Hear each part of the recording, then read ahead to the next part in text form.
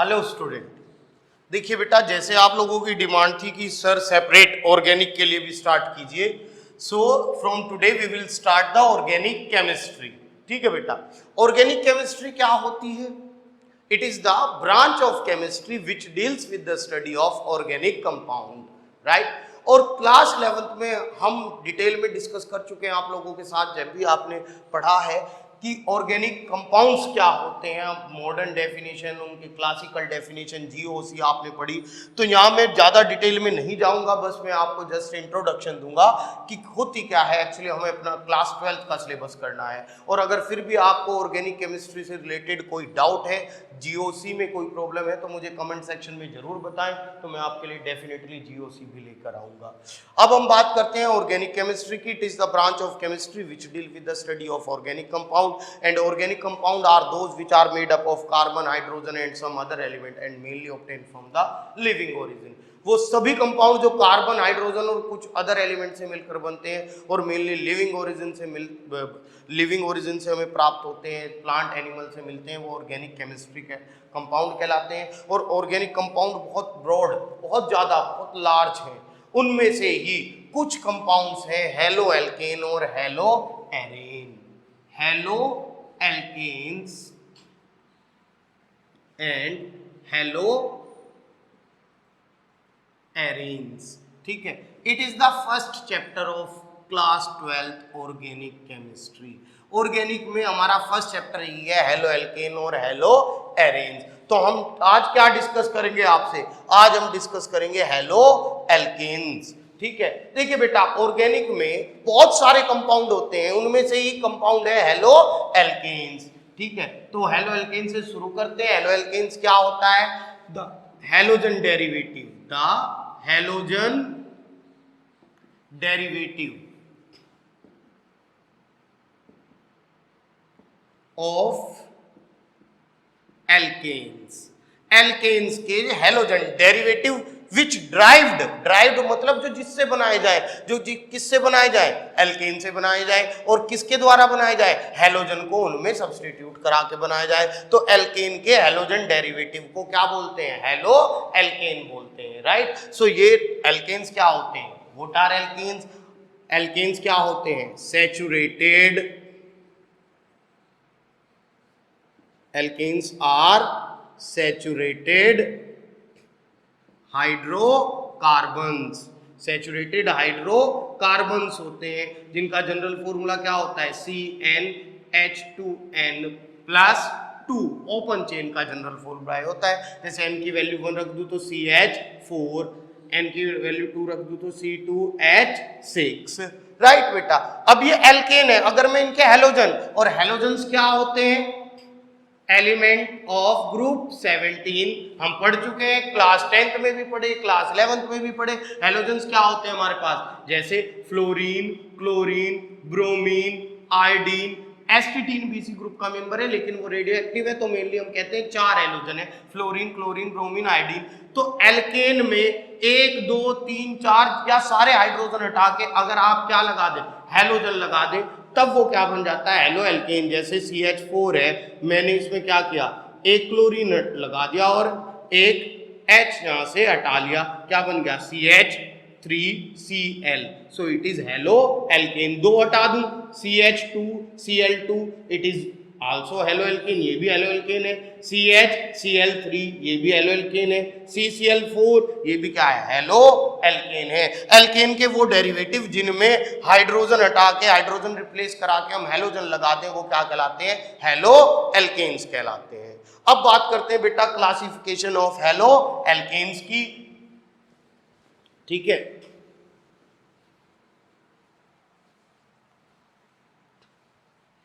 Classification of halo alkene.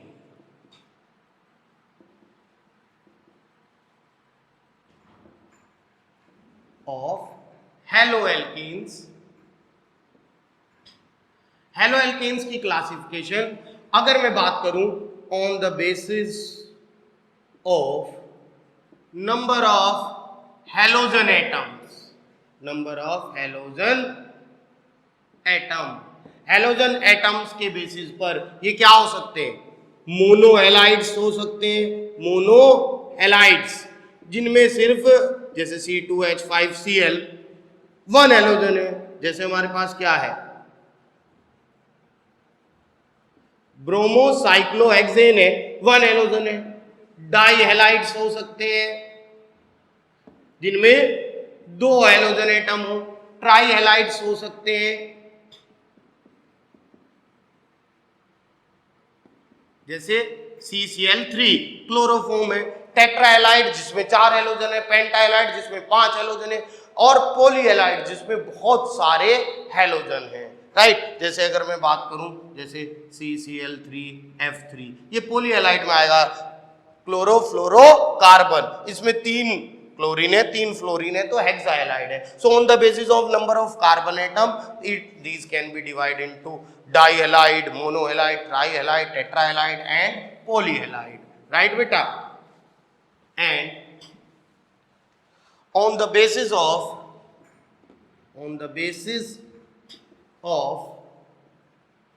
type of central carbon, देखो बेटा central carbon 4 type के होते हैं, आपने पढ़ा भी है क्लास 11th में, primary, secondary, tertiary and quaternary, 1 degree, 2 degree, 3 degree and 4 degree, ठीक है बेटा।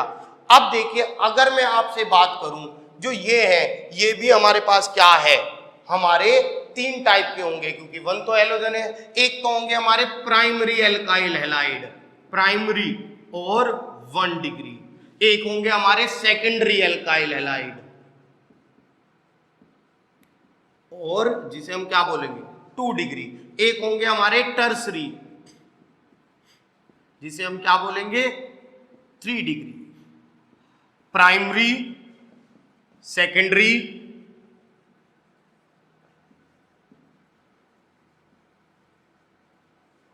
And tertiary, right, primary, secondary, tertiary. एक ऐसा हैलोएल्केन जिसमें जो कार्बन एटम है वो एक एल्काइल ग्रुप से जुड़ा हुआ हो, एक अदर कार्बन से जुड़ा हुआ, वो क्या होता है प्राइमरी। ऐसा जो 2 एल्काइल ग्रुप 2 ग्रुप से जुड़ा हुआ वो क्या होता है सेकेंडरी, और जिसमें 3 से जुड़ा हुआ वो क्या होता है टर्सरी। एक होता है बेटा आपका मिथाइल, जैसे CH3I, इट इज मिथाइल, ठीक है बेटा। ये एक से भी नहीं जुड़ा हुआ तो ये आपके पास क्या है मिथाइल, ठीक है। देखिए वैसे 0 डिग्री कुछ नहीं होता ना, 0 डिग्री आज तक हमने डिफाइन नहीं किया है, लेकिन सिर्फ मैंने डिफाइन किया है और हम मान लेते हैं कि ये हमारा क्या है 0 डिग्री। तो अगर कार्बन एक भी ग्रुप से नहीं जुड़ा है तो 0 डिग्री है, एक से जुड़ा है 1 डिग्री है, 2 से जुड़ा है 2 डिग्री है, 3 से जुड़ा है 3 डिग्री है। ये आगे हमें मैकेनिज्म में बहुत काम आने वाला होता है, हमें पता होना चाहिए कि ये कौन सा हमारा क्या है एल्काइल हैलाइड है। सपोज बेटा मेरे पास ये एल्काइल हैलाइड आता है तो इसकी डिग्री अगर आपसे पूछी जाए तो हैलोजन देखिए, ये हैलोजन है इस कार्बन से जुड़ा है, कितने एल्काइल ग्रुप से जुड़ा हुआ है 1 और 1 2, तो ये कितना होगा सेकेंडरी एल्काइल हैलाइड होगा, 2 डिग्री एल्काइल हैलाइड हमारे पास होगा बेटा। और एल्काइल हैलाइड निकालने की डिग्री निकालने का एक बिल्कुल सिंपल तरीका मैं आपसे बताता हूं। 0 डिग्री कुछ नहीं होता, इसीलिए हमने माना था कि आप क्या करें, just check the number of hydrogen atom attached to the carbon which is linked to the halogen। Halogen से जुड़े हुए कार्बन पे नंबर ऑफ हाइड्रोजन एटम देखो कितने हैं 1, and just minus from 3 minus 1, 3 में से माइनस कर दो कितना आया 2 डिग्री, मिस्टेक नहीं होगी कभी। यहाँ पे देखो कितने हाइड्रोजन है, एक भी हाइड्रोजन नहीं है, तो 3 माइनस 0 कितना आया 3 डिग्री। यहाँ पे देखो 1 हाइड्रोजन है, 3 माइनस 1 2 हाइड्रोजन है, 3 माइनस 2 1, और यहाँ पे 3 हाइड्रोजन है, 3 minus 3 0। So on the basis of type of carbon alkyl halide can be classified into 3 type, primary, secondary and tertiary, 1 degree, 2 degree and 3 degree। और एक होता है हमारा मिथाइल जिसे हमने क्या कहा कि ये 0 डिग्री alkyl halide आप कंसीडर कर सकते हैं, हालांकि ऐसी कोई डेफिनेशन नहीं है 0 डिग्री की, ठीक है बेटा। अब इसके अलावा बेटा हम पढ़ तो रहे हैं सिर्फ सैचुरेटेड, कई बार क्वेश्चन बोर्ड एग्जाम में पूछा गया है कि आपके पास अनसैचुरेटेड जो होते हैं हेलो एल्कीन्स, अगर आप देखें हेलो एल्कीन्स, ये हमारे सिलेबस में नहीं, जस्ट कैजुअली बता रहा हूं, क्वेश्चन पूछा गया है वो जिनमें डबल बॉन्डेड क्या है, हाइड्रोकार्बन है, डबल बॉन्डेड हाइड्रोकार्बन है और हैलोजन लगा हुआ है, वो हमारे पास क्या कहलाते हैं, हेलो एल्कीन्स कहलाते हैं बेटा। और हेलो एल्कीन दो टाइप के होते हैं, एक तो एलाइलिक और एक विनाइलिक। ये बहुत पूछा गया है इसलिए बता रहा हूं। एलाइलिक हाइड्रोकार्बन वो हेलो एल्केन वो होते हैं जिनमें halogen atom attach to the next carbon to the double bond, double bond से, ये डबल बॉन्ड यहाँ है, इससे नेक्स्ट कार्बन पे हैलोजन जुड़ा हुआ है तो ये एलाइलिक कहलाएंगे, और डबल बॉन्डेड कार्बन से डायरेक्ट हैलोजन जुड़ा हुआ है तो वो विनाइलिक कहलाएंगे। जैसे अगर मैं आपसे डिस्कस करूं, Br ब्रोमीन जुड़ा हुआ है, ये भी ब्रोमीन जुड़ा हुआ है, तो ये हमारा एलाइलिक हाइड्रोकार्बन है, और जबकि ये डबल बॉन्ड से डायरेक्टली जुड़ा हुआ है तो ये क्या है, एलाइलिक हाइड्रोकार्बन है।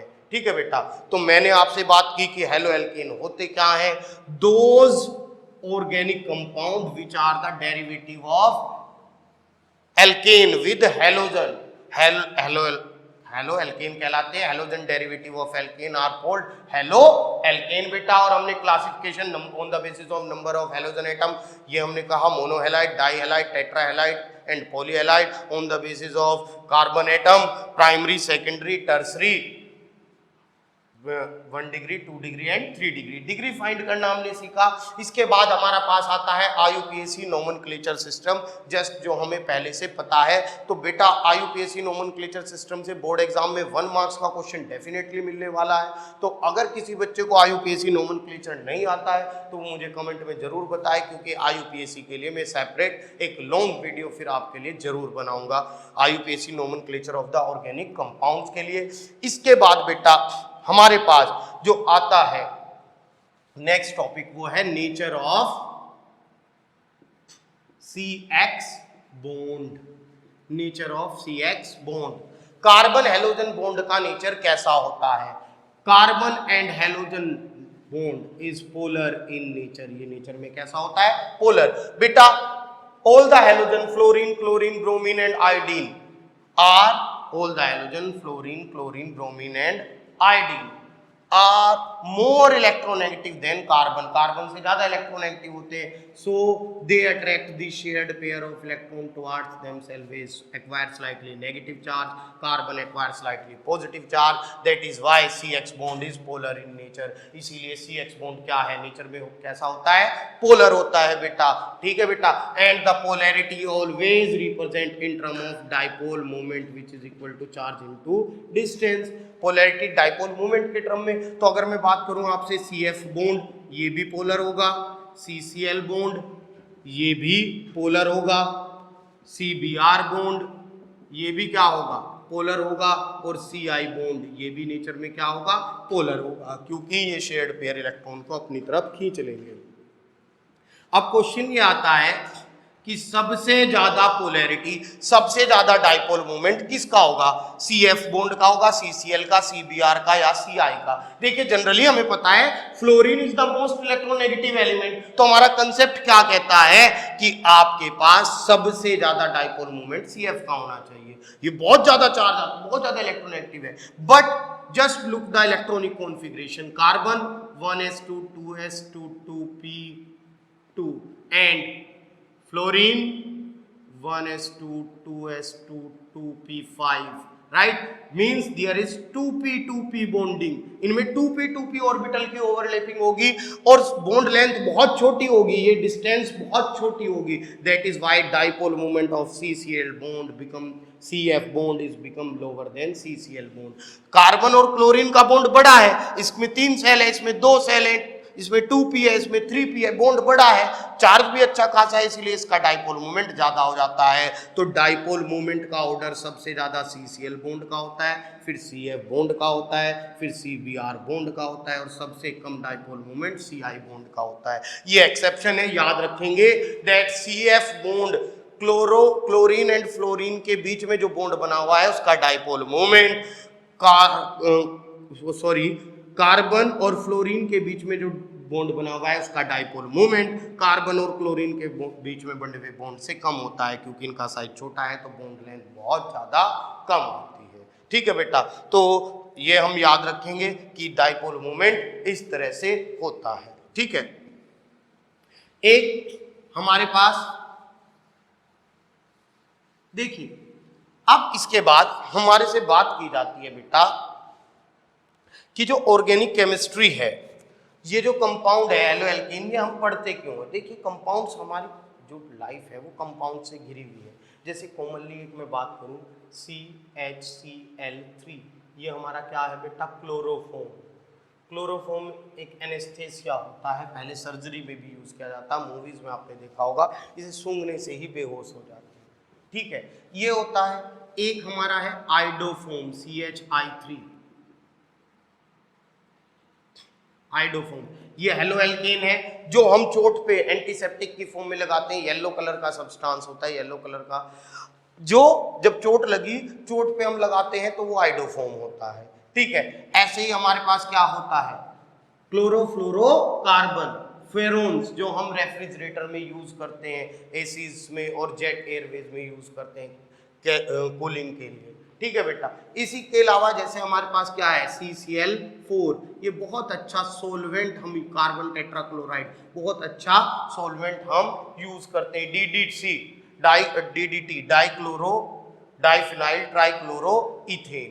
ठीक है, ये होता है बेटा हमारे पास। ये बहुत इंपॉर्टेंट कंपाउंड है जो हम फील्ड में, इंसेक्टिसाइड्स में, इन सब में यूज करते हैं। तो ये जो कंपाउंड होते हैं, जितने भी ऑर्गेनिक कंपाउंड है, हम सिर्फ पढ़ते हो नहीं है, ह्यूमन बहुत सेल्फिश है और होना भी चाहिए, हम सिर्फ उन्हीं की स्टडी करते हैं जो हमारे लिए काम की चीजें हैं। अब हेलो एल्केन और हेलो एरेन हम पढ़ रहे हैं, मीन्स ये हमें हमारी लाइफ में बहुत इंपॉर्टेंट है, बहुत ज्यादा यूज होने वाले सब्सटेंस है, तो इसीलिए हम इन्हें पढ़ रहे हैं। अब कोई भी जो कंपाउंड पढ़ना होता है, उसमें हमें क्या पढ़ना होता है? सबसे पहले तो बेटा उसके मेथड ऑफ प्रिपरेशन, कि ये कंपाउंड्स जो हम पढ़ रहे हैं इन्हें बनाया कैसे जाएगा। नंबर 2, सेकंड नंबर पे बेटा हमें क्या पढ़ना होता है? उनकी प्रॉपर्टीज, उनकी फिजिकल और केमिकल प्रॉपर्टीज क्या होती हैं, ताकि हमें पता हो। और तीसरे नंबर पे बेटा हमें क्या पढ़ना होता है? हमें पढ़ने होते हैं उनके यूजेस, कि भाई उनकी प्रॉपर्टीज के बेसिस पर हम जो है उनके क्या क्या यूज होंगे, किस तरह से हम अपनी कॉमन लाइफ में उन्हें यूज कर सकते हैं। तो इसीलिए हम इन्हें कंपाउंड्स को पढ़ते हैं। ठीक है, तो आज जस्ट हमने इंट्रोडक्शन स्टार्ट किया, हमने आपको बताया ऑर्गेनिक केमिस्ट्री में हम क्या पढ़ रहे हैं, हेलो एल्केन और हेलो एरेन, हेलो एल्केन और हेलो एरेन के क्लासिफिकेशन की बात हमने आपसे की, और फिर हमने बात की नेचर ऑफ CX बॉन्ड, जो कार्बन हेलोजन बॉन्ड का नेचर, जो बहुत ही इंपॉर्टेंट पॉइंट था, बहुत ही इंपॉर्टेंट था, एक्सेप्शन उसमें आया था। ठीक है, मिलते हैं नेक्स्ट वीडियो में, जहां मैं बात करूंगा मेथड ऑफ प्रिपरेशन।